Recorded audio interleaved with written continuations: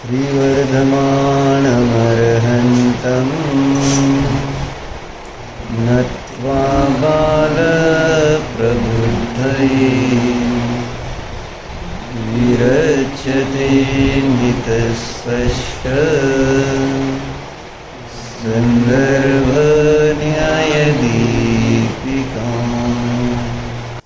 न्यायदीपिका श्रीमद अभिनव धर्मभूषण यती विरचित. तुम्ही लिहिले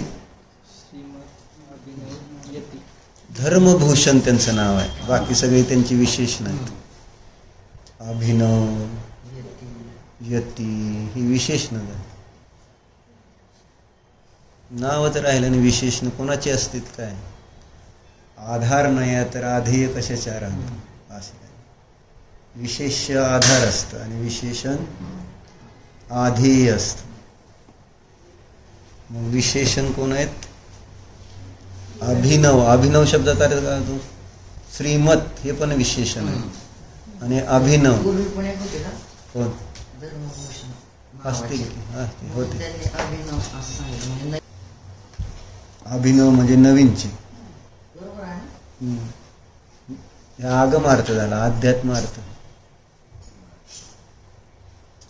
अभिनव हे श्रीमत म्हणजे श्रीमतचा अर्थ काय होतो?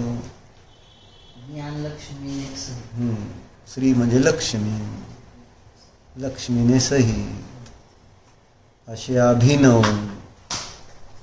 अभिनव म्हणजे चोहोबाजूने नवीन, सारभूत. सारभूत अभिनवचा अर्थ.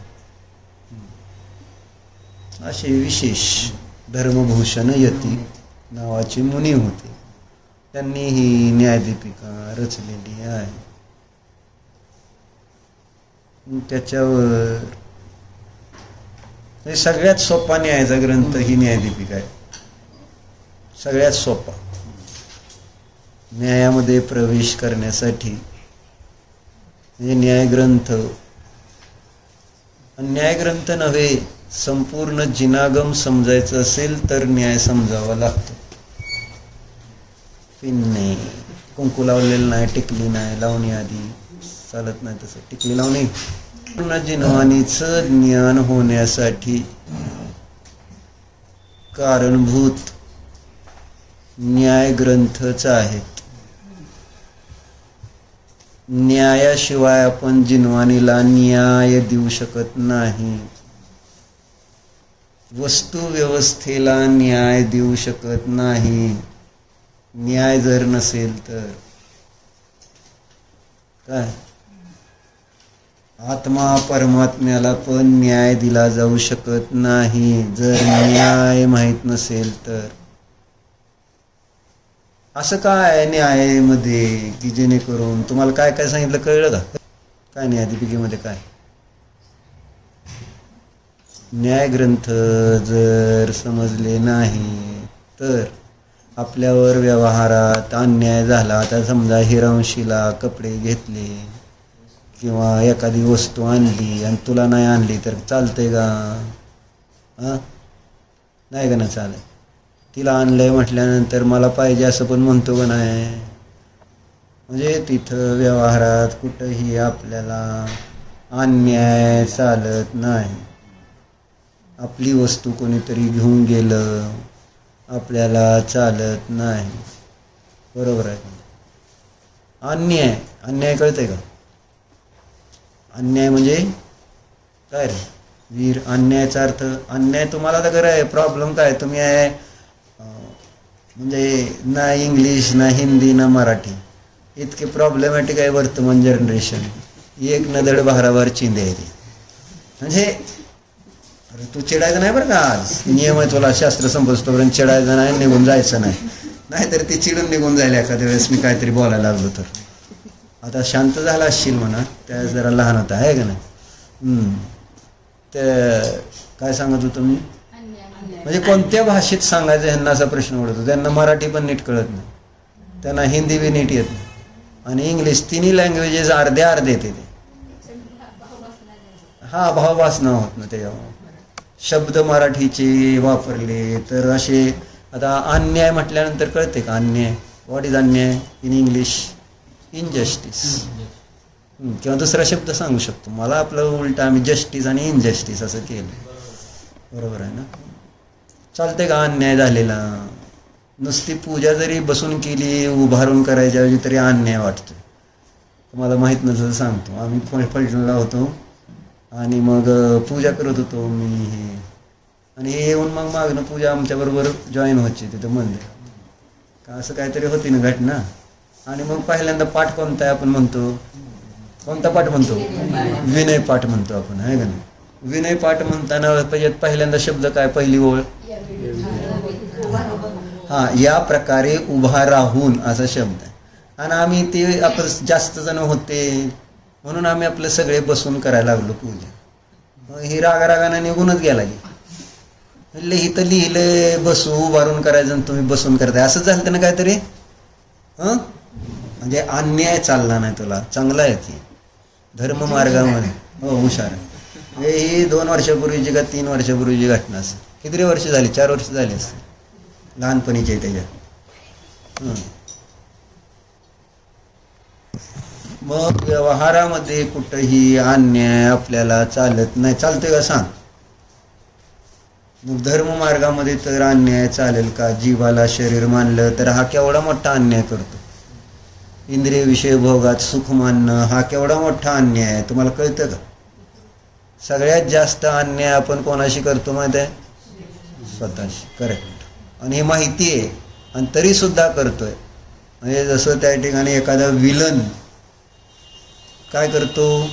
चांगल्या माणसांना टॉर्चर करतो का नाही? खूप चांगल्या माणसाला पकडतो, त्यांना टॉर्चर करतो, मारतो, असं दाखवलंय का नाही? आपल्याला आवडतं का तसं? म्हणजे विलननं चांगल्या माणसांना टॉर्चर करणं चांगलं नाही. वीर तसं आपण विलन आहे का नाही आत्म्याची? का हिरो आहे? म्हणजे आत्म्याला टॉर्चर करतो का नाही आपण? आणि आत्म्याला टॉर्चर करणं म्हणजे आत्म्यासंबंधीच्या गोष्टी न ऐकणं, न वाचणं, त्याचं श्रद्धा न करणं, त्याची चर्चा न करणं, त्याचं चिंतन न करणं आहे ना. हे काय? त्याच काय झालं? काय सांगत होतो? आपल्या आत्म्यावर आपण अन्याय करत नाही का? पण आपल्याला आपला वाटला पाहिजे ना, म्हणून त्याच्यावर अन्याय होईल. आज आपल्याला अन्याय केव्हा वाटतोय? जर शरीराला इष्ट असणाऱ्या गोष्टी आहे ना, आपल्या संयोगाला आपल्याला जे इष्ट आहे. काय इष्ट आहे तुला? संसार, शरीर आणि भोग इष्ट आहे का नाही? आणि त्याच्या विरोधात जर काय झालं तर तुला तुझ्या तळपायाची आग मस्तकाला जाऊन भिडते का नाही? मान हलवतील बरं का. राग खूप येतो का नाही? कुठं? शरीरावर अन्याय झाला. तुला जेवायला व्यवस्थित नाही दिलं, तुझे कपडे नीट नाही दिले, तुला जे पाहिजे तसं नीट नाही जर तुझी व्यवस्था झाली तर तुला राग येतो का नाही? मनाच्या विरुद्ध झालं की राग येतोय. मग तिथं व्यवहारात आपल्याला ज्यावेळेस अन्याय झालेला शरीर आदीच्या प्रती आवडत नाही. कारण काय वीर?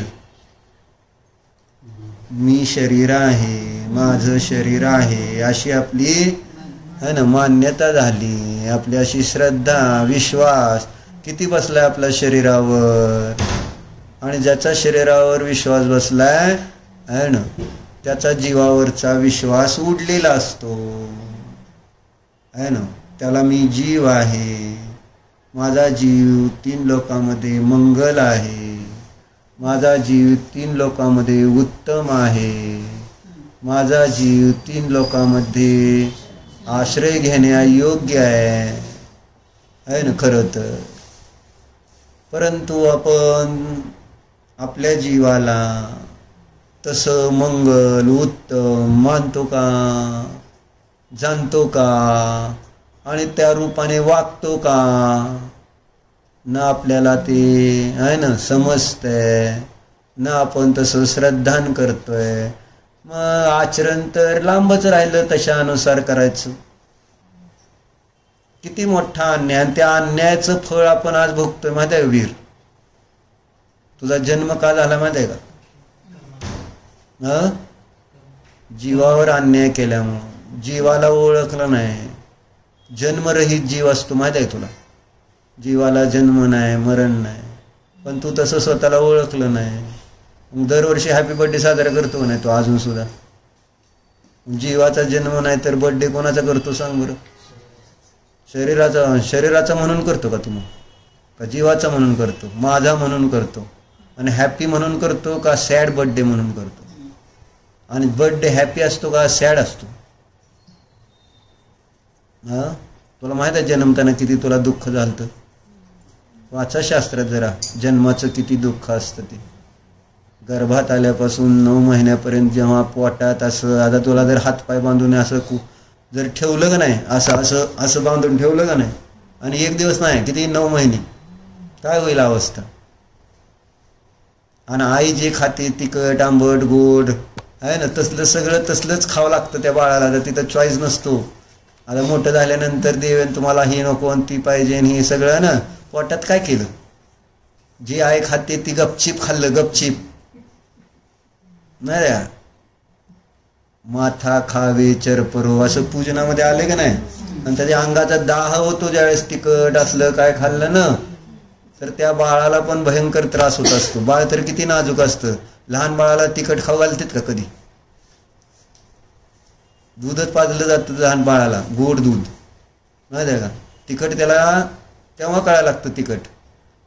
आम्हाला तर लहानपणी तिखट लवकर कळलंच नाही. तुम्हाला आजकाल आता पिझ्झा बर्गरमुळं तिखट काय आणि गाय आंबट काय आणि कडू काय कायच राहिलं नाही.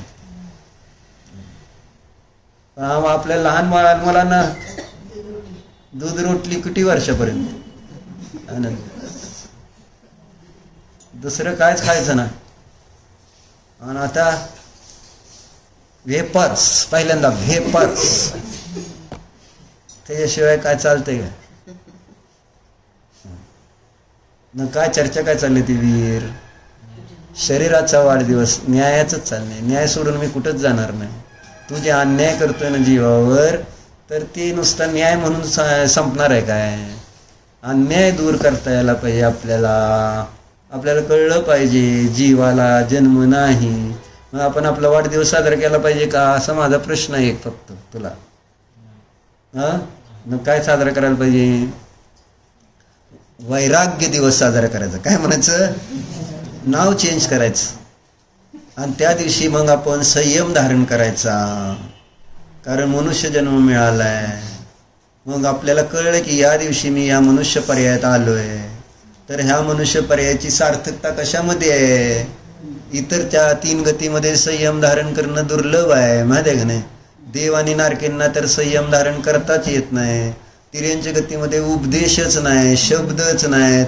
कुठं महाराज जाऊन पोहोचले? गावात किती आहेत? गाढवं, डुकरं, मांजरी, कुत्री किती आहेत? आणि सकाळी जर एखाद्या दारात कुत्रं येऊन बसलं तर बाबा काय करतात माहिती आहे तुम्हाला? हाड हाड हाड हाड हाड करून त्याला पार त्या चौकाच्या पलीकडे घालच तर हाड हाड करते. करतात का नाही? मला सांगा कोण काय काय काय त्या कुत्र्याची अवस्था? काय त्यांना नमोकार मंत्र सांगते? हाड म्हणण्याच्या ऐवजी नमोकार मंत्र सांगता आला असता का नसता? 2 बिस्किटं टाकली असती दुकानातली, चालली असती का नाही? त्याला जीव आहे का नाही? भूक लागते का नाही? 2 बिस्किटच टाकून जर नमोकार मंत्र ऐकवला तर त्या जीवनधर कुमाराला मिळलेलं कुत्र जे स्वर्गात गेलं का नाही, नमोकार मंत्र ऐकवलेलं. वाचले काय जीवनधर चरित्र? वीर नाही ना, वाचत जा आहे ना. त्याच्यामध्ये असं चरित्र आहे, जीवनधर चरित्र. टेन्शन घेऊन एवढाच एक क्लास आहे. आणि ऐकावं लागतं इथं थोड्या वेळ आहे ना. आणि तुला नियम दिला 1 तास तर चिडायचं नाही म्हणून आणि उठून जायचं नाही म्हणून. माझ्याकडे बघायचं. कारण काय, शब्दापेक्षा चेहरा महत्त्वाचा असतो. चेहऱ्यावरचे हावभाव कसे आहेत सांगणार, एक्सप्रेशन्स. आणि त्या एक्सप्रेशन्सवरनं माणूस जास्त ग्रहण करतो. शब्द हे काम कमी करते. म्हणून समोर बघायचं असतं वक्त्याकडं. 30% काम शब्द करते, 70% काम त्याच्या चेहऱ्यावरचे एक्सप्रेशन्स असते. त्या शब्दातला चढ उतार जो असतो त्याच्यावरून त्याचे भाव व्यक्त होत असते. शब्द काय म्हणून माझ्याकडे बघ असं म्हणायचं, नाहीतर आत्म्याकडे बघ. तसं काय नाही. काय सांगतोय? जीवनधर चरित्राचं सांगितलं मी. काय वेगळंच सांगायचं नाही. जिवंदर कुमाराने त्या मरणाऱ्या कुत्र्याला नमोकार मंत्र ऐकवला. ही गोष्ट किती वेळा ऐकली तुम्ही? ऐकली का नाही देवेन? कुत्र जे आहे ते मरायला लागलं म्हणजे तिथं त्या होम एक केला होता ब्राह्मणाने, आणि त्यावेळेस तिथे एक कुत्र तिथल्या जी भूक लागलेलं तिथं ठेवलेली खाण्याची सामग्री त्याला तोंड लावलं. तोंड लावल्यामुळं ते ब्राह्मण लोक चिडले, देवाच्या प्रसादाला तोंड लावलं म्हणून, आहे ना. असं केलं तर तुम्ही मारचाल का नाही कुत्र्याला? जर तुमच्याजवळ काहीतरी माकडे येतात का नाही, ते मांगीतून गेला शिखरजीला हस्तिनापूरला, त्यावेळेस तुम्ही काय करता? आलती का माकड तुमच्या अंगावर? नाही आली? माकडं नव्हती? कंटाळी बिचारी. शिखरजीवर तर होती का? होती का? मग आलती का तुमच्याजवळ?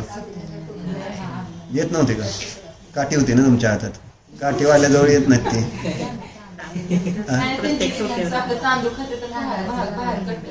तिथंच बसते. बरोबर. नाही पण मागितुंगी जे गुंड झालेत जरा, मागितुंगी गुंड माकड आहेत. हस्तिनापूरची लय गुंड माकडं झालेत. म्हणजे सरळ जाऊन हिसकावून घेतेत, चावतेत, काय सुद्धा टेन्शन घेत नाहीत. आम्ही कोट्याला गेलतो तिथं सुद्धा गुंड माकडं असते. माकडात सुद्धा गुंड असते. हा म्हणजे मांगीतुंगीला गेल्यानंतर वगैरे आपण माकडाला आपण ते बाबा खा म्हणून त्याला देतो. देवाला चढवायच्या वेळी त्याला खाऊ घातलं तर पुण्य कशाने लागेल? देवाला तांदूळ चढवल्यावर पुण्य लागतं का माकडाला खाऊ घातल्यावर लागलं? खरं खरं सांगा. खरं खरं. खोटं खोटं सांगताय तुम्ही, मला माहित आहे की बाबा माकडाला खाऊ घातल्यावर पुण्य लागेल. पण मान्यता काय? जोपर्यंत त्या देवासमोर चढवत नाही द्रव्य तोपर्यंत आपल्याला पुण्य लागतंय. असं या साहेब बसा इथं. पुढं माग बसून कसं विद्या येते का? समोर बसावं. नाही नाही, साहेबांना चालतं. साहेब असेच असतात, मागून येऊनच पुढे जातात. साहेब कोणाला म्हणायचं म्हणून?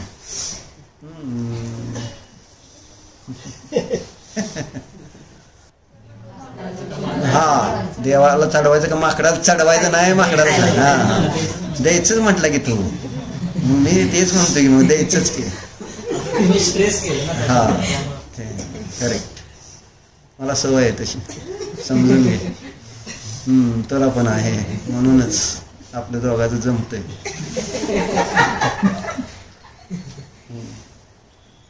तर काय कशाने पुण्य लागल? तीच म्हणजे कोणाला जे असेल त्याला. माणसाला दिलं तरी लागतं, नाही तर मग जी गरजूला म्हणजे हा बरोबर त्यांना दिल्यावर काय होणार? पण आपण आपली मान्यता काय असते? आपण जे द्रव्य घेऊन जातो ते कोणत्या हेतूने घेऊन जातो? मग त्याच्याबरोबर कोणी असं आजपर्यंत नेलं का माकडांना पण थोडंसं फळ काय घेऊन जावं असू दे, आणि म्हणे आम्ही शिखरजीचं दर्शन केलं? असं नसतं. जिवंत देवाला काय त्या तुमच्या तांदळाची गरज आहे, आणि तुम्ही तांदूळ चढवून लाभ तर काय घेता देवाला? त्याच्यातनं तुम्हाला काय लाभ होत असला तर गोष्ट वेगळी. बाबा हे अक्षता समान अखंड माझा आत्मा आहे म्हणून हे तांदूळ मी समर्पित करतंय, अशी भावना करून जर ते तांदूळ चढवचाल, त्या तांदळाकडे तर लक्ष पाहिजे ना, कारण ते एक प्रतीक आहे. आणि ते काय म्हणजे धर्म आहे का? तांदूळ म्हणजे तांदूळ चढवणं हा काय धर्म आहे का? अरे तांदूळ एक तुमच्या बुद्धीच्या मांद्यतेमुळे म्हणजे बुद्धीला लागलेल्या गंज आहे ना, आणि आपला जी विषयामध्ये अडकलेली बुद्धी आहे त्यामुळं आपल्याला लवकर आत्मा जो आहे तो डायरेक्ट समजत नाही. म्हणून अशी द्रव्य आठ दिली की ज्याच्या माध्यमातून तुमच्या आत्म्याचं तुम्हाला स्वरूप समजावं. जलाप्रमाणे शुद्ध निर्मळ, चंदनाप्रमाणे शीतल, तांदुळाप्रमाणे अखंड. हे काय? हे प्रतीक असतं चढवताना. कुठं लक्ष तर जातं का आपण काय चढवलंय आणि काय नाही, आणि काय कशासाठी चढवतोय? फक्त म्हणलं तर चढवायचं. आणि काय आपल्याला रोजच्या रूढीने माहीत झाले, जल म्हटलं की काय चढवायचं, चंदन म्हटलं की काय चढवायचं, अक्षत म्हटलं की काय चढवायचं, आणि पुष्प म्हटलं की काय चढवायचं, हे पाठ झालेलं आहे. आणि त्यानुसार फक्त आपण प्रतिक्षिप्त क्रियेने ते द्रव्य चढवत असतो आणि तोंडाने ते शब्द म्हणत असतो. त्याच्यात कुठे प्राण जोडलेले नसतात. ऍक्च्युली कशासाठी चढवायचे पाणी चंदन? कधी लक्ष घालता का तुम्ही त्याच्यावर? चढवतच नसताल माझ्या अंदाजानं तुम्ही. कधी मी तुम्हाला पूजेत येतानाच बघितलं नाही मंदिरात. भजन वगैरे छान म्हणता तुम्ही, म्हणजे पुसून पण घेता, पण एकाच कापडानं सगळे देव पुसता. सगळ्या कापडा म्हणजे एकाच कापडानं सगळ्या देवाला, म्हणजे ह्या देवाची धूळ त्या देवाला लावता. बरोबर आहे का नाही? सगळे पुसायचे ते एवढंच तुमचं ध्येय आहे. मग व्यवस्थित सगळे असे जराशे वेगवेगळ्या कापड नको. एक कापडानं तुमचं घरात एक टावेल चालतो का तुम्हाला सगळ्यात? हा, देवाला सगळ्यात एक टावेल का? नाही, एक व्यवहार विचारते. तुम्हाला चालत नाही, स्वच्छता पाहिजे का नाही? मग देवाची स्वच्छता जर गौण केली ना, मग घरात स्वच्छता राहते. देवाला पण त्याच पद्धतीने पाहिजे का नाही? आणि जसं तुम्हाला घरात तुमची प्रत्येक गोष्ट वेगळी लागते का नाही, स्वच्छ लागते का नाही, ते तर 3 लोकांचे नात. आणि त्यांची त्या ठिकाणी आपल्या परिणामाने आपण काय करतोय, तिथं ती धूळ काढते. म्हणजे काय करतो? आपल्या परिणामावरची धूळ. आपण म्हणतो पण का नाही, परिणामों की स्वच्छता के निमित्त जिनबिंब, इसीलिए मैं निरखता इनमें निज प्रतिबिंब. तुम्ही स्वतःला पुसताय असं वाटतं का तुम्हाला? ते प्रतिमा पुसताना तुम्हाला वाटतं ती आवारले धूळ साठली, कोणच करत नाही, बघत नाही. मग आपल्या अष्टमीच्या तर दशला येऊन देव पुसत बसायची सगळे. बरोबर आहे? शास्त्राला यायचं नाही. बरोबर आहे? चुकत असलं तर क्षमा मागतो परत.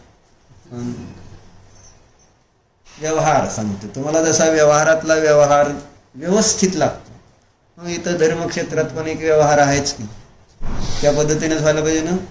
मग आता आपण, म्हणून मी तर खूप वेळा सांगतोय, पण कोण ऐकतंय? कोण? सगळे आळशी झालेले आहे ना. प्रॉपर तुम्ही पाणी घ्या, चंदन घ्या, प्रॉपर ड्रेस घाला देवाचा, म्हणजे धोती पंचा, तुम्हाला जी साडी आहे विशिष्ट केशरी रंगाची अशी छानपैकी, म्हणजे जसं तुमच्या महिला मंडळाला एक ड्रेस कोड असतो, तसं मंदिरातला ड्रेस कोड तुम्ही ठेवलाय का? वाटेल ती साडी कसली पण घातली, काय पण घातली, तीच साडी काढायची, परत घडी घालून कपड्यात ठेवायची, तीच दुसऱ्या दिवशी काढायची. धुतलेली आहे चालते, कवा धुतलेली आहे काय माहिती आहे ना. आणि ती 100 वेळा घातली आणि 100 वेळा कपड्यात ठेवणार, आणि परत प्रत्येक ज्या 100 वेळा म्हणणार धुतलेली आहे. बरोबर आहे का नाही? आज धुतलेली साडी घातली होती ना तुम्ही, असा प्रॉब्लेम आहे. अंगावर घातलेलं कुठलंही, अंगाला स्पर्श झालं की हे आपल्याला माहित आहे ना, शरीर म्हणजे सगळं असुची, म्हणजे मलिन, त्याच्यावर निरंतर देहातून मळ वाहत असतो. म्हणजे हे सगळे घामाचे काय पोर्स असते, त्याच्यातनं बाहेर घाण निघतेच की सारखी. म्हणून अंगावर घातलेलं कुठलंही वस्त्र पुन्हा घडी घालून ठेवणे योग्य नाही. एकदा घाला, 1 मिनिट घाला, नव्हे अर्धा मिनिट घाला, अंगाला टच झाले ना विषय संपला. ते असुची झालेलं आहे, ते आता पवित्र राहिलेलं नाही दुसऱ्यांदा घालायला. एकदा घालून तुम्ही त्याच्याद्वारे प्रक्षाळ करू शकता, परंतु दुसऱ्यांदा ते घालायचं म्हटलं तर ते पवित्र राहिलेलं नाही. त्याला धुवूनच पुन्हा आहे ना सवळ्यात टाकावं लागेल. पण आपण सवळ्यातल्या साड्या काढतो, तशा डब्यात भरतो, त्यात खरकाट बिरकाट सगळं तसंच, आणि परत त्याच काढायच्या. सवळ्यातली म्हणायची त्याला, प्युअर सवळ्यातली साडी. असं चाललेलं असतं.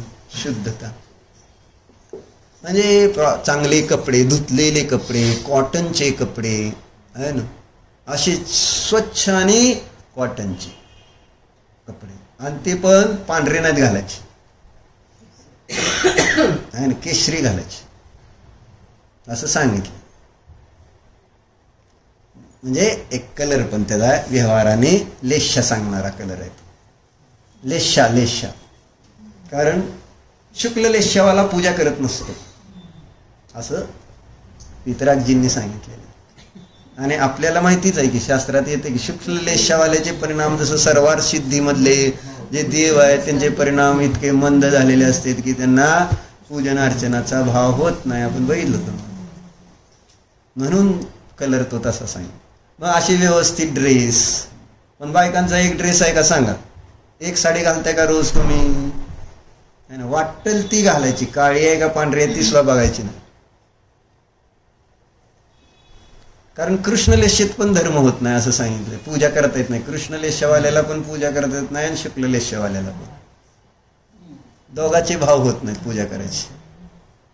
कृष्णलेशावालेला अति तीव्र कशा असते त्याच्यामुळे त्याला त्या परिणामामध्ये पूजन करता येईल का? अशुभ लेशेने. अशुभ लेशेमध्ये पूजा संभवत नाही.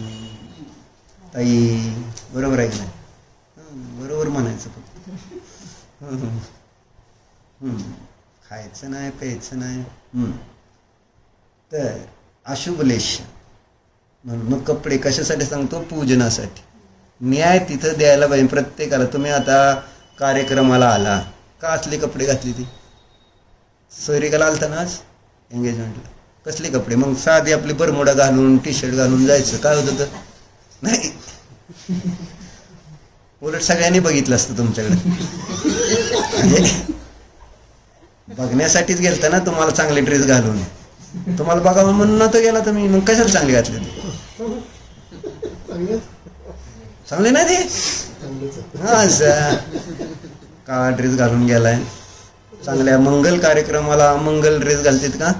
आता काळ अंगला आजकाल काळ्याची फॅशन. पॅन्ट तर काळीच घातलीत बघा पोरांनी. हे सगळ्या चारी पोरांनी बघा काळ्याच पॅन्ट आहेत. कारण आळशी आहेत पोरं आजकाल. कुठला पण त्याच्यावर शर्ट चालतो म्हणून काळी पॅन्ट घालायची. परत चॉईस करत बसावं लागतं कोणत्या बरोबर कोणतं मॅचिंग करण्यापेक्षा काळी पॅन्ट घातली त्यावर काही टी शर्ट चढवा. गोल गळ्याचे टी शर्ट आहेत बघा, एक दोघाचे तर तिघाची आहे ती गोल गळ्याची. कारण पटकन बटणं सुद्धा लावायचा कंटाळा आजकाल पोरांना. बरोबर आहे का नाही?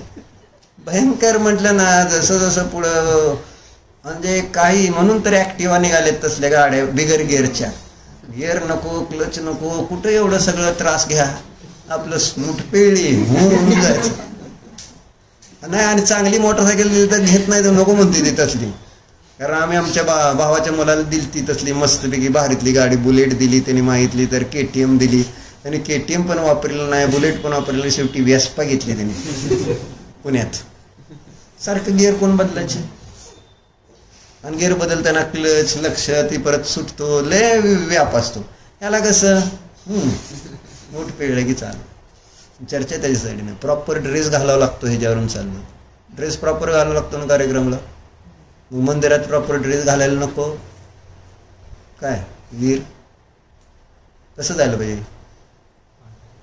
पंचा आणि धोती, पांढरे कपडे नाही. तुमच्यासाठी शिवलेले कपडे तर घालायचे नाही. धोतर आणि पंचा. शतंभर काढलीत का नाही अजून सुद्धा? शतंभरातले बारक्या मुलापासून म्हाताऱ्यापर्यंत बघा सगळे अजून धोतर पंचाच घालून जातात मंदिरात. परिणामात फरक पडतो. धोतर पंचा घालून, लुंगी पंचा घालून जावा. परिणामात फरक नाही पडला तर मला पॅन्ट शर्ट आणि पंचा धोतर घातल्या, पंचा आणि धोतर किंवा लुंगी काही घाला आहे ना, फरक परिणामामध्ये नाही पडला तर सांगा. प्रयोग करा हो आपला. म्हणून म्हटलं नो कर्म आहे ते डॉक्टर. नो कर्म आहे ते. नो कर्माचं अवलंबन आपल्याला जसं व्यवहारात घेतलं जातंय तसं धर्मक्षेत्रात सुद्धा नो कर्माच्या अवलंबनाची अनिवार्यता नाही का? आहे का नाही? कळतंय का? आणि मग हा ड्रेस घाल, धोतर पंचातच जाते. करेक्ट. हो, पण धोतर पंचा घालून प्रॉपर. आणि मग प्रॉपर द्रव्य पण घ्यायला पाहिजेत का नाही मग चढवायला देवाची? अरे काय करतो आपण? म्हणजे परिणाम तिथं तेवढ्या वेळेपुरते तर व्हायला पाहिजे का नाही? तेवढ्या वेळेपुरते तरी आता तुम्ही चाललायच पूजाला भक्तीला तर त्या देवाबद्दलचं एक श्रद्धांतर व्हायला पाहिजे ना आपल्या अंतरंगामध्ये की हा yes I am doing something, म्हणजे काहीतरी मी धर्म करतोय चांगला. अशा पद्धतीचे आपले भाव व्हायला पाहिजेत का नको? आणि सगळं हे ड्रेस कोडवर नो कर्मावर डिपेंड आहे. आणि तुम्ही चढवणाऱ्या द्रव्यावर डिपेंड आहे. तुम्ही कसलं द्रव्य चढवताय, जसं द्रव्य चढवताय तसे परिणाम बनतील. उत्कृष्ट द्रव्य चढवताय तर उत्कृष्ट परिणाम होत आहेत. तसं बघायचं नाही. तसं बघितलं तर त्रास होईल. कारण परत बर ह्याचा फोन आहे का विकल्प येणार. एक तर बघायचंच नाही, नाही तर बघितलं तर गपचिप घेऊन मग विकल्प मुक्त व्हायचं आहे ना. तेव्हा आईला काळजी बघती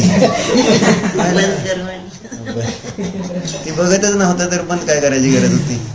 तुमचंच लक्ष तिकडं सगळं.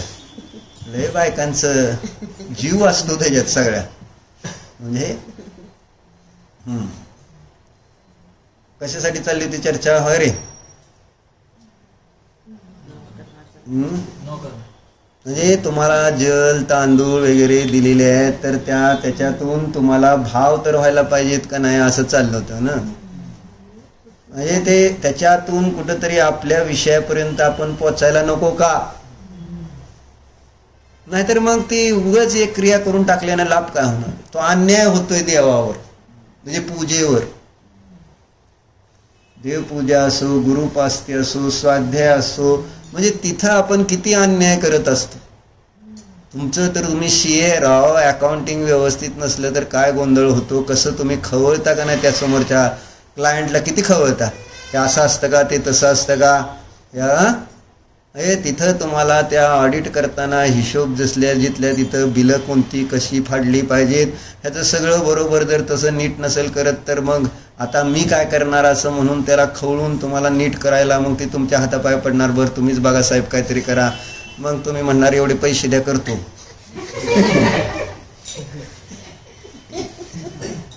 मग आता पैसे काढण्यासाठीच खवळायचं असं, दुसरं काय खवळल्याशिवाय पैसे थोडं देणार. म्हणजे समोरच्याला अशी भीती वाटणार, अरे आमचं काहीतरी मोठं पाप झाले आणि जर आपलं हे चुकलं तर आपल्याला जेलमध्ये जावं लागल. साहेब हे पैसे घ्या पण हे नीट करा राव काहीतरी.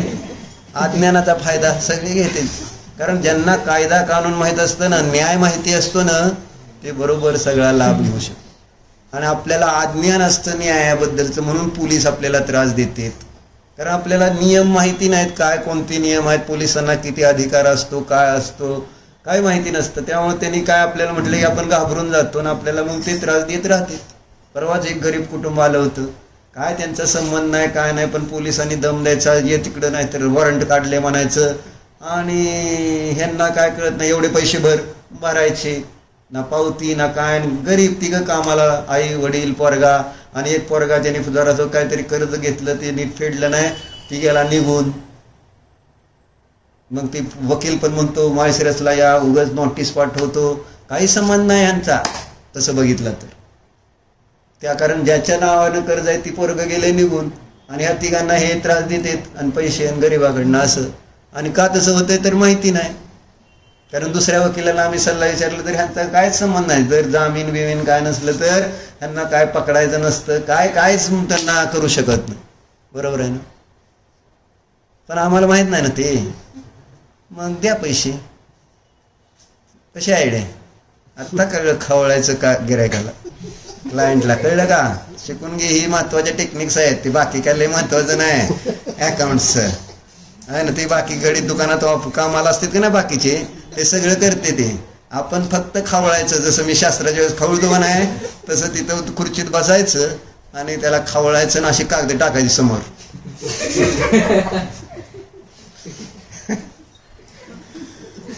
असं आहे अन्याय.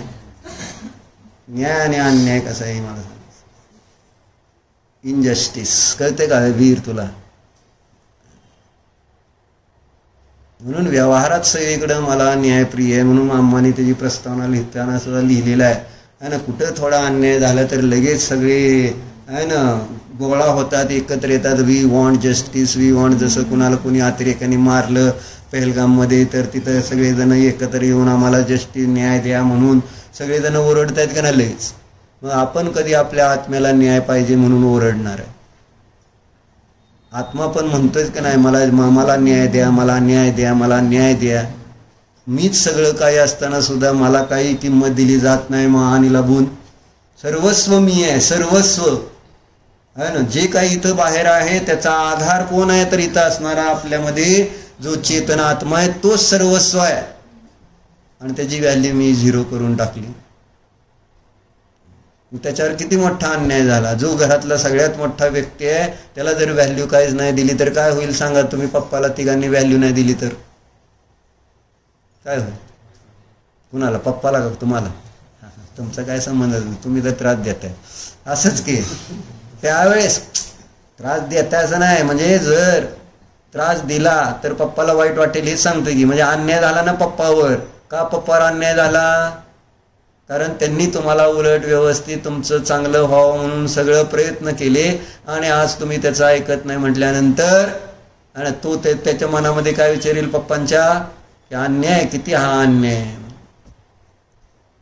व्यवहारात अन्याय चालत नाही। या जीवाने आपल्याला सगळं सुख सगळं देणारं कोण आहे? शांती देणारं कोण आहे? आम्हाला सगळ्या या जन्म मरणाच्या फेऱ्यातून मुक्त करणारं कोण आहे? आणि मी हॅपी बर्थडे साजरा करतोय। नॉनसेन्स याला म्हणायचं, कळलं? नॉनसेन्स म्हणायचं का नाही हॅपी बर्थडे साजरा करणं म्हणजे? आणि त्या दिवशी आपण आपलं नवीन नवीन कपडे घालतोय। उलट त्या दिवशी कसं राहायला पाहिजे सांगितलं? संयम, त्याच्यावरून विषय निघाला। तो आपण आपल्या दिवस म्हणजे जो आहे तो वैराग्य रूपाने साजरा केला तर तो न्याय झाला। आणि जर आपण हॉटेलमध्ये पार्टी काय नैतिक क्रश कॅफे, मला सगळं माहित आहे ना, तिथं कोल्ड कॉफी काय, पिझ्झा काय, बर्गर काय असतं का नसते? पार्टी समोरच आहे शाळेच्या, वाढदिवस म्हटलं की जायचं तिथं, खायचं प्यायचं। ही आपली संस्कृती नाही, ती पाश्चात्य देशवाल्यांची संस्कृती आहे ना। त्यांना काय कळत नाही आत्मा अनात्मा, शरीर, भोग, सुख दुःख आहे ना, त्यांना काय अक्कलच नाही त्यांना खरं तर। म्हणजे खरी अक्कल, खोटी अक्कल भरपूर आहे। म्हणजे बाहेरचे शोध दाखवून टीव्ही मोबाईल देऊन तुम्हाला त्रास देणाऱ्या गोष्टी वाढवण्याची अक्कल त्यांच्याजवळ भरपूर आहे। जसे नवीन नवीन हत्यार काय म्हणायचं वेपन्स, नवीन नवीन सगळे वेपन्स तयार करण्याची बुद्धी आहे, पण डिस्ट्रॉय करण्यासाठी जे वेपन्स तयार केले जातील, वेपन्सची गरजच नाही पडली पाहिजे असं तत्व आहे खरं तर। इतकं सुंदर तत्व आहे, जर त्या तत्वाचा व्यवस्थित आपण न्यायाने विचार केला तर वेपन्सची गरज आहे? सगळ्यांनी एकमेकाला प्राणी मात्राला जर जीव मात्र आणि आपल्या समान जर म्हणलं ना, कोणीच कोणाला त्रास देऊ शकणार नाही। आपल्या समान फक्त मानायचं, कोणाला? आणि लागून सुनेला असं म्हणतोय मी, आहे का? सगळ्या जणांना म्हणून काय होतंय, ज्या आहे ना हा त्याला आपल्या समान समजायला पाहिजे ना। आपलं जसं सुखदुःख आहे तसं त्याला पण सुखदुःख आहे, त्याचे पण काही विचार आहेत। म्हणजे प्रत्येकाचे विचार आहेत का नाही का? तुमचेच विचार सगळे निज जीव मात्र आहे ना, सगळ्या जीवाला आपल्यासारखं मानायला पाहिजे, सगळे जीवो मंगलम। आणि अशी दृष्टी माझ्यामध्ये ज्या वाढत जाईल तर ते समोरचा शत्रू सुद्धा मित्र झाल्याशिवाय राहत नाही। आणि असं त्याच्यासाठी प्रथमानुयोग साक्षी, जितके जितके उपसर्ग करणारे आहेत ते सगळे परत त्या ठिकाणी धर्मक्ष मार्गामध्ये भक्त बनून गेलेले आहेत, त्या मुनींचे, त्या भगवंतांचे। कमठ पार्श्वनाथाचा भक्त झाला, बली वगैरे मुनी जे आहेत, बली वगैरे जे मंत्री आहेत ते अकंपनाचार्याचे त्या ठिकाणी भक्त बनून गेलेले आहेत। काढून बघा, श्रेणिक राजा भक्त झाला, केव्हा भक्त झाले, कशी झाली?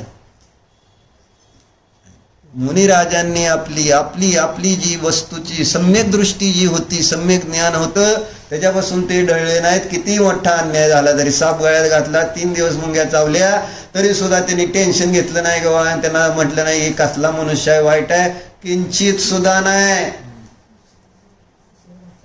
चौथ्या दिवशी येऊन जेव्हा तिथं सगळं काढले तर तिथं पार स्वतःचा जीव घ्यायची सुद्धा इच्छा झाली की एवढ्या चांगल्या माणसाला मी असा त्रास दिला, माझं जगणं बेकार आहे। असे भाव समोरच्याला झाले पाहिजेत। आणि लागून समोरच्याला असं वाटलं पाहिजे काय असल्या चांगल्या व्यक्तींना मी त्रास देतोय,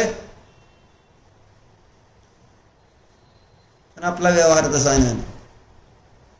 आरेला कारे तशाच तशी, ह्याने आपला संसार संपणार नाही। काल परवा सांगताना सांगितलं, म्हणजे ती विरुद्ध पद्धती आहे। म्हणजे दुसऱ्याला दोष देऊन दुसऱ्याशी भांडण केलं किंवा दुसऱ्याला त्रास, दुसऱ्याने मला मारलं आणि मी त्याला मारलं तर मला त्या ठिकाणी शांती मिळेल, हा काय शांतीचा उपाय आहे काय? वीर, दुसरा तुझ्याशी भांडला म्हणजे तू त्याला भांडलं, 2 शब्द बोलला म्हणजे शांती मिळते तुला? हीच तर मूर्खता आहे। त्याच्यामुळे उलट जास्त त्या ठिकाणी भांडण वाढते। दुसरा बोलला तर आपण शांत, समोरचा अग्नी तर आपण पाणी झालं पाहिजे असं व्यवहारात म्हटलं जात। आणि लागून पण आपण पण तूप झाल्यानंतर काय होणार? पाण्याच्या ऐवजी ते अग्नी असते आणि त्याच्यात आपण तूप बनवून टाकलं तर ती भडकतीच की, अडचण अशी।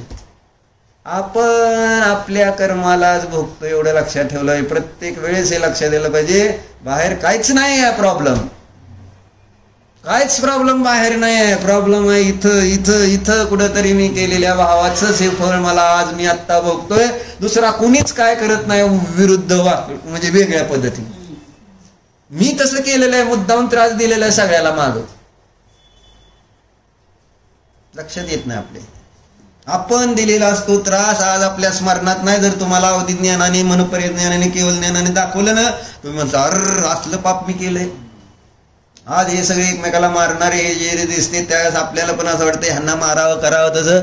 अरे त्यांनी कसं केलंय? आधी ह्यांना मारलेलं असतं त्या जीवांना, त्यांना त्रास दिला असतो तेवढाच.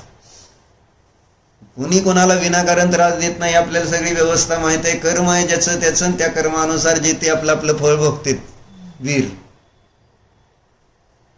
पण आपण हे मान्यच करत नाही तोपर्यंत त्या ठिकाणी आपल्याला शांती मिळू शकणार नाही. हा अन्याय आहे दुसऱ्याला आपल्याला आपण दोष देणं. बरोबर आहे?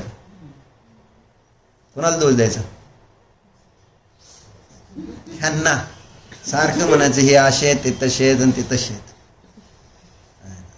कधी दोष आपल्याला दिला का? व का वरडा लावते तेवढे काका? तुम्हाला काय माहित? परत म्हणायचं अजून. आम्ही म्हटलं शीतल काका चांगले बरं का, लगेच आता ह्यांना लगेच राग येणार, आम्हीच वाईट म्हणायचं सारखं. बिचारे भोळे आहेत, गरीब आहेत, साधे आहेत. शीतल काका आहेत का नाही? म्हण मम्मी सारखे कावती का नाही त्यांना? दोष मम्मीचा आहे का शीतल काकाचा? सांग कोणाचा आहे? मम्मीचा आहे ना? बस का? आता तुमच्या मुलाच्या मुखातून आता तर गोड लागते की नाही? माझ्या मुखातून कडू लागेल, पण मुलाचं तर गोडच मानावं लागेल. आणि लाडका मुलगा आहे अजून तुमचा, तो आहे का नाही? त्यामुळे आता मी तर काय म्हणत नाही. कर्म आपलं असतं, खरंच आपलं कर्म असतं. आता ते शीतल काकाला पण बोलून घ्यावं लागतं, ते त्यांचं कर्म आहे. म्हणजे प्रत्येकाचं आपलं आपलं कर्म असल्याशिवाय असं काही घडत नाहीच. हे आपण इतकं आपल्या गाठ बांधली पाहिजे. ही आहे न्याय. आणि आपण समजत असतो अन्याय अन्याय अन्याय, माझ्यावर अन्याय, माझ्यावर अन्याय, माझ्यावर अन्याय. कोणती सून अन्याय करते जो का की तुमच्यावर?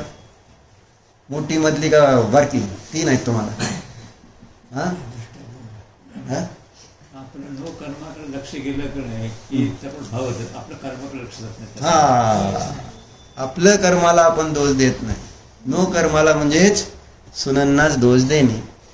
कारण इथं सासवा आलेत, सुना कोण नाही, ती एकच आहे तेवढी. न कोणी बाहेर लाडकी आहे ना कोणी दोडकी आहे. माझे कशायच. जिथं मोह आहे ती लाडका आहे, जिथं देश आहे ती दोडका आहे. म्हणजे तो मोह माझा, तो द्वेष माझा आहे, त्याच्या प्रती त्या ठिकाणी सगळे आपल्याला कशाय व्हायला पाहिजे की याच्यामुळं मला संसार आहे. कळते का तुला? पण आपण कधी त्याला म्हणायचं नाही. सारखं बाहेर बाहेर बाहेर बाहेर बहिर्दृष्टी, आणि त्याचं नाव आहे बहिरात्म.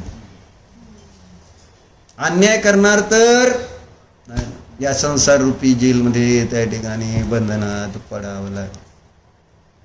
अपराध करणार तर त्याचं फळ बंधन आहे. आणि अपराध काय? तर अन्याय. अन्याय करणं अपराध आहे. आणि अन्याय कोणता आहे? मी मी मी स्वतःला ओळखत नाही, स्वतःला विसरत, स्वतःला किंमत देत नाही. कारण मला स्वतःची सत्ताच समजेना. वीर या देहापासून भिन्न. आता मोठा झाला की इंजिनियर व्हायची वेळ आली तुझी. या देहापासून भिन्न एक शरीर, एवढं जीव एक वेगळा आहे, याचं कुठंतरी आपल्याला अनुभूती यायला नको का? नैतिक हिरा कुठं आहे? हिरा कळते का तुला? काय न कळण्यासारखं आहे काय? कोण आहे आपण? हिरा आहे काय? मग काय गारगुटी?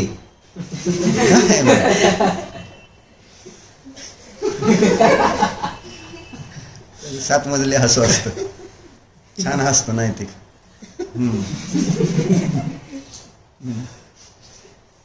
म्हणजे मनापासून हसतो.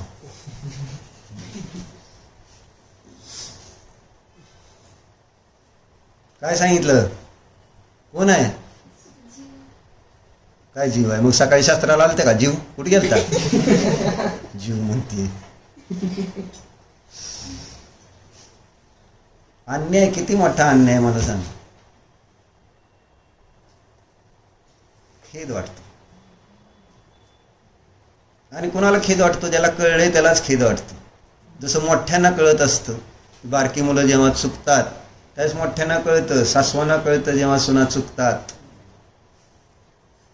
पिऊ सोडून, आणि त्यांना कळतं त्यावेळेस आतून खेद असतो. ही काय काय चूक करतोय समोरचा व्यक्ती, हे मोठ्यांना आपल्या अनुभवातून कळत असतं.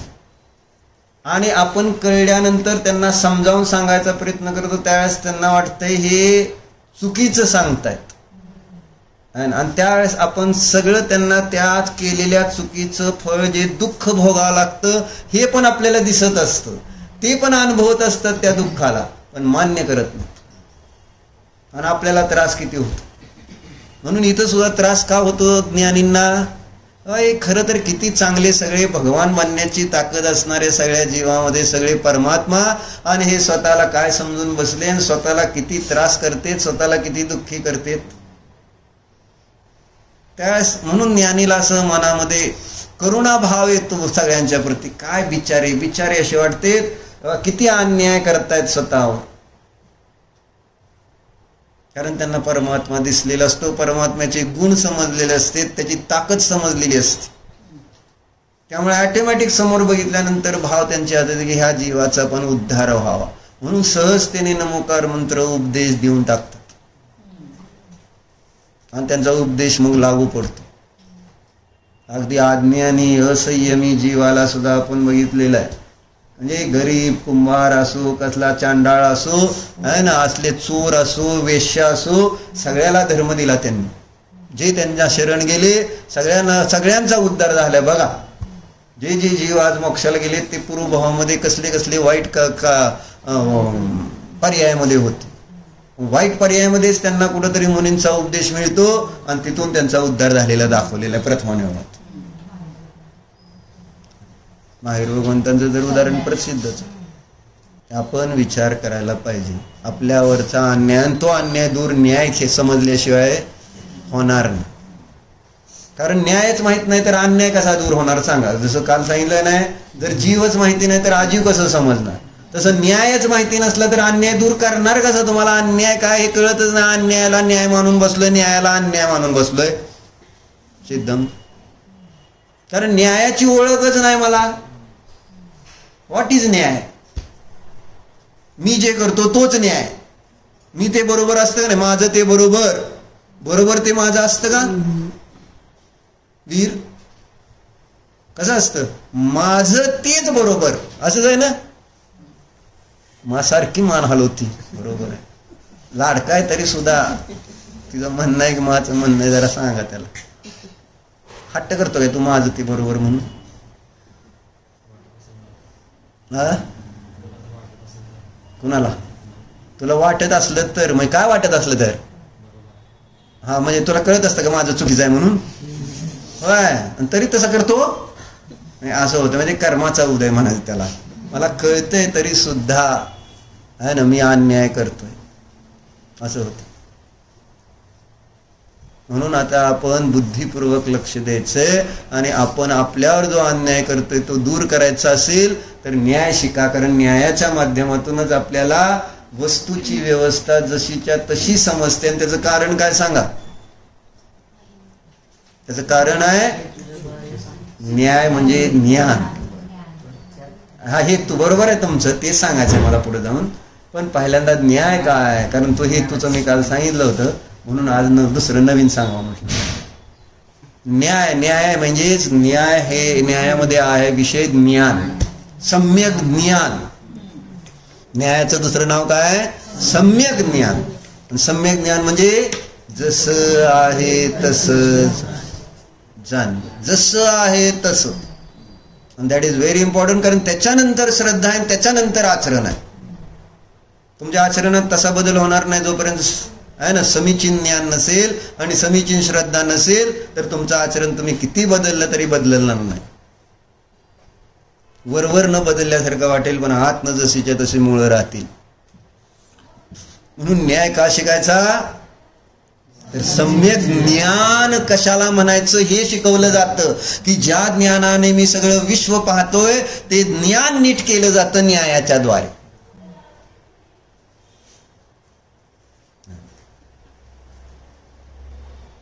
म्हणजे जर आपल्या डोळ्यातच दोष असतील तर तुम्ही बाहेरच्या वस्तू कोणत्या काय चांगल्या जशा तशा सुंदर ठेवल्या तरी काय फरक पडणार आहे काय?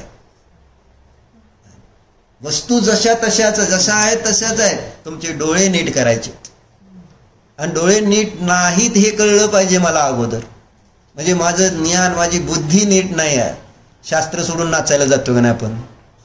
म्हणजे बुद्धी काय, आपण मी शास्त्र करून येणार. प्रधानता कशाला पाहिजे? आपण गोष्ट ऐकली का नाही? जीवनामध्ये कांबळीला प्रधानता द्यायची का परमात्म्याला प्रधानता द्यायची? ध्रुव. आणि कुणाला दिली आपण? इतकं काय इम्पॉर्टंट होतं तेव्हा तिथं जाऊन 9 वाजता कार्यक्रम सुरू झाला. मी बघितलं इथं आहे ना, कारण मी शास्त्रालाच गेलो 9:05 अजून त्यावेळेस तुमच्या तिथं एंट्रीमध्ये डान्स चालू झाले होते त्याच वेळेस. आणि बघत इथं दिसतं ना असं. म्हटलं काय आता शास्त्र सोडून नाचत बसलेत, काय नाचायची गरज आहे त्यांच्यासमोर? आपण नट आहे का? नट. नट म्हणजे आहे ना, आधी नट म्हणजे हलके लोक म्हटले जात होते माहिती आहे तुम्हाला. म्हणजे नाचणारे लोकांना म्हणजे एक असं जसे नीच गोत्रवाले ना, तसे नाचणारे म्हणजे नीच गोत्रवाले मानले जाते माहिती आहे तुला ध्रुव. आपण उच्च गोत्रवाले का नीच गोत्र? अरे उच्च गोत्रवाले आदिनाथ असे बसायचे आणि बघायचे डान्स. आपण असं बसायचं असतं आणि डान्स बघायचे असते, डान्स करायचे नसते. पण आपली बुद्धीच काळाच्या ह्याच्यातनं आपली बुद्धी, आपण जिथं नाचायला पाहिजे तिथं नाचत नाही. मंदिरात उद्या डान्स करणार आहे का? नृत्य. डान्स म्हणजे नृत्य. मंदिरात नृत्य करू शकतोस का तू? मंदिरात नृत्य करायचं म्हणजे जर लाज वाटेल. वाचते का नाही लाज? का? उलट तिथं भगवंतांच्या भक्तीमध्ये असं तल्लीन होऊन ऐक. आणि नृत्य म्हणजे एक आनंद व्यक्त करण्याची पद्धत आहे मस्त. म्हणजे त्याच्यामध्ये मग मी कसा नाचतोय ह्याला महत्व नाही, आणि मला आनंद झालाय म्हणून माझे हात पाय हलतेत काय एकदम असं. मग ती लय येते, लय त्या नाचण्याला लय आपोआप येते. नाहीतर मग असं बघते ह्याचा स्टेप काय, ती स्टेप, ह्याच्यानंतरची स्टेप काय, असं बघून बघून नाचतेत मग माणसं. बरोबर आहे का? आठवून आठवून नाचता का नाही तुम्ही? आता कोणती स्टेप आहे, आता काय लागले, आता काय बदलायचे? अरे असं कुठे डान्स असतो का? डान्स म्हणजे असं असतं, एकदा सुरू झालं की काय नुसतं नाचायचं, नुसतं नाचायचं. त्याला म्हणायचं. मग बघणाऱ्याला पण आनंद यायला पाहिजे ना, नाहीतर बघणारे पण बघतेत काय चाललंय ह्यांचं. असं बघतो माग, मग अशी स्टेप आहे का? म्हणजे मी ते बघत होतो मग अशी नवरा बायकोचा आहे ना, दोघ आता इथं ऐकू येत नाही, खाली टीव्हीवर दिसतंय. आणि ते असं बघायचा काय करते ती बायको, बरं असं आहे का? बरं नीट प्रॅक्टिस तर करायला पाहिजे का नको? म्हणजे प्रॅक्टिस करून तुला आता तुला दाखवतो रेकॉर्डिंग, ते बघितल्यानंतर तू पण त्याला हे काय करतोय नक्की. बघणारे बोर होऊन जाते रे, बाकी काय नाही. म्हणजे आनंद यायला पाहिजे का नाही आहे ना. आम्हाला सुद्धा बघायला यायला इच्छा झाली पाहिजे होती. काय म्हटले असला नाच बघायला जायचं का तिथं? नाच सुद्धा इंद्र नाचतो का नाही ध्रुव? इंद्र नाचतो, पण मस्त त्याला अशी भक्ती येते, ते असा रस येतो तुला सांगतो, मस्त मजा येते त्याला. तुम्ही जसं नाचता का नाही त्या ह्याला, कशाला नाचता? कधी नाचता रे तुम्ही? म्हणजे असं ठरवून नाही नाचायचं. कधी नाचता? न ठरवता नाचता केव्हा तुम्ही? दांडियाला ठरवून नाचता का तिथं? आता ही स्टेप करायची, मग ती स्टेप करायची, असं ठरवलेलं असतं का? काय नाही, दांडियामध्ये नुसतं म्युझिक वाजलं की तुम्ही असं नाचता आहे. ठरवून नसतं. त्यावेळेस तुम्हाला किती आनंद येतो सांगा. आणि असं ठरवलेलं असल्यानंतर तुम्हाला किती मजा येते तुम्हाला कळतं. ती काय नाही फरक पडतो का नाही? म्हणून ठरवायचं काय नाही, नीट लक्षात राहू दे आहे ना. आपल्याला नाचायचंय देवासमोर, बाकी कोणासमोर नाचायचं नाही. घ्यायचं का नियम? आता चांगलं नीच गोत्रातून उच्च गोत्रात आणायला लागलो मी आहे ना. मी म्हटलं ना कोण नाचत होते पूर्वी, मला आठवते लहानपणी ते लग्न असायचे ना, तर एक असा गरीब मनुष्य असतो जे पैसे देऊन मोराचे पीस असं माग लावायचा, आणि मोठ्या म्हणजे जे लग्न असतात ना त्यांच्या लग्नात तर त्याला पैसे लागणार ना, आपली माणसं चेंगट अशी बोलवायची नाही. पण आमच्या एका लग्नाला पण असं दुसऱ्याच्या लग्नात बघितलेला ते मोर बनून माणूस नाचलेला, मोर बनून तो माणूस नाचत होता. म्हणजे मोरासारखे पीस लावून मग मोरासारखं ते पायात हे घालून घुंगरं घालून असं तो नाचायचा गाण्यावर. मग आम्हाला ती भारी वाटायचं त्यावेळेस आम्ही लहान असताना आहे ना. मग आपल्या पण लग्नाच्या वेळेस असंच एक मोरवाला नाचव, म्हणजे माझं नव्हे म्हणजे असं वाटत होतं की असं नाचायचं त्यावेळेस आपल्या लग्नात असला मोरवाला माणूस बोलवायचा म्हणून असं नाही का. आता तुम्हाला बोलवणार आहे म्हणजे माझं नाही सांगा. म्हणजे चांगल्या लोकांचं काय मगाशी नाही दुकानात बसलेली 2-3 माणसं होतं इतर म्हटले, ते म्हणत होते काय नाचायला लागलेत म्हटले लोक आजकाल आहे ना, कुणाला काही कशाचं राहिलेलं नाही.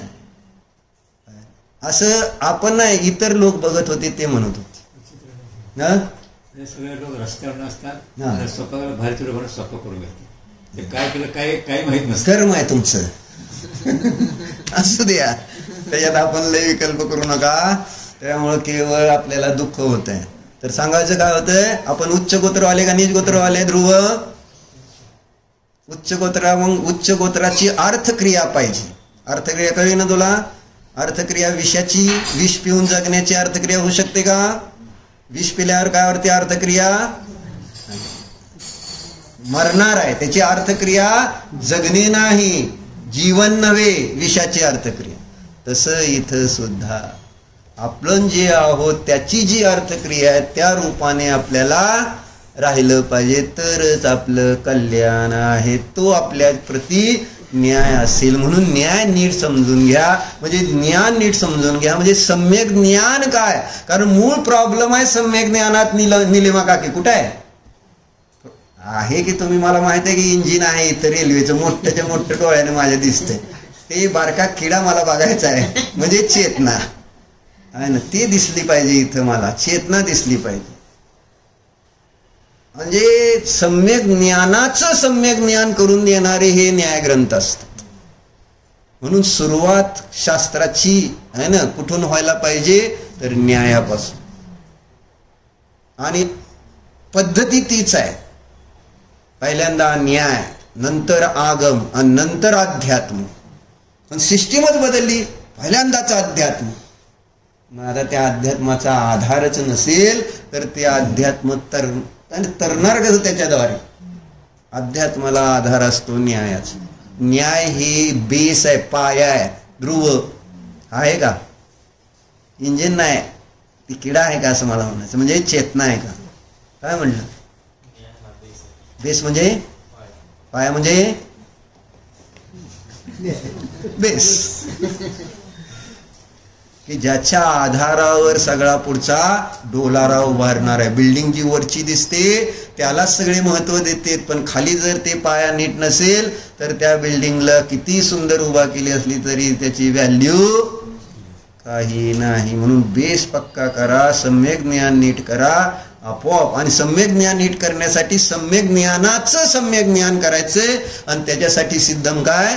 न्याय ग्रंथाचं चांगल्या प्रकारे अध्ययन करायचं. ओम नमः.